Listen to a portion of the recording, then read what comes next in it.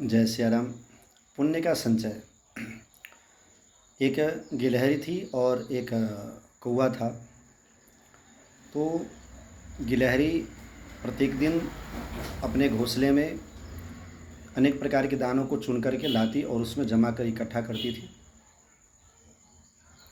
और कौवा जो है प्रत्येक दिन खाता, मस्त से रहता और फिर जो है सो अपना आराम से आकर के सो जाता।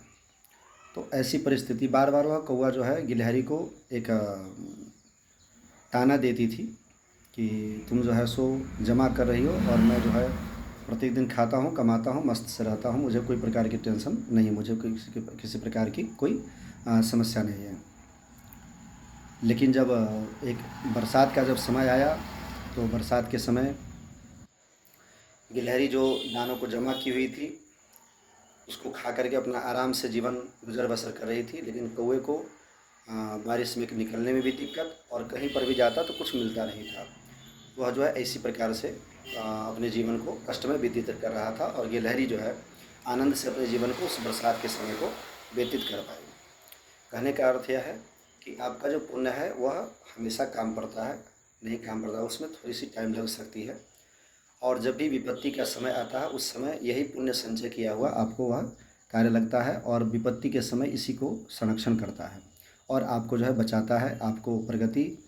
और जैसे हम आप जो है सो चना को फूलने के लिए डालते हैं तो उसमें रात भर का समय लगता है, सुबह में जा कर के वो फूलती है और 2-3 दिनों के बाद उसमें अंकुरित होता है।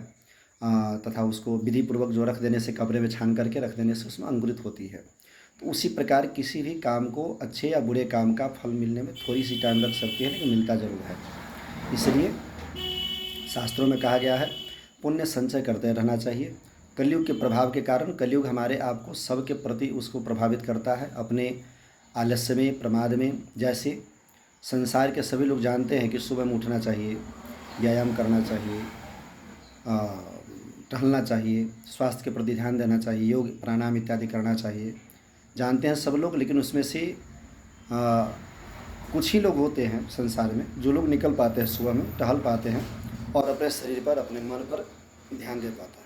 योग और प्राणायाम के द्वारा अपने शरीर को, अपने तन मन को स्वस्थ रख सकते हैं और अपने जीवन को उन्नति प्रगति की तरफ ले जा सकते हैं।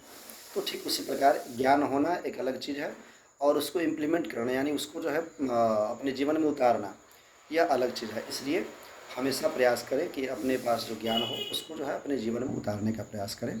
और संचय हमेशा काम लगता है, चाहे वह धन हो, चाहे वह आपका पुण्य हो।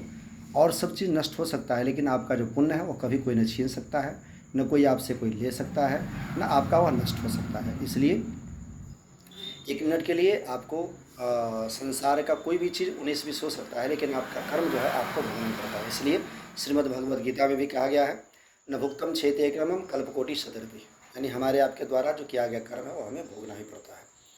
इस कारण से अपने कर्म को जो है संचय करना चाहिए। पुण्य कर्म संचय किया हुआ किसी न कोई छीन सकता है, न कहीं पर नष्ट हो सकता है। वह हमारे आपको शुभता के अनुरूप और बड़ी से बड़ी विपत्ति में भी हमारे आपको संरक्षण करता है। इसलिए पुण्य का संचय अवश्य करते रहना चाहिए हमेशा।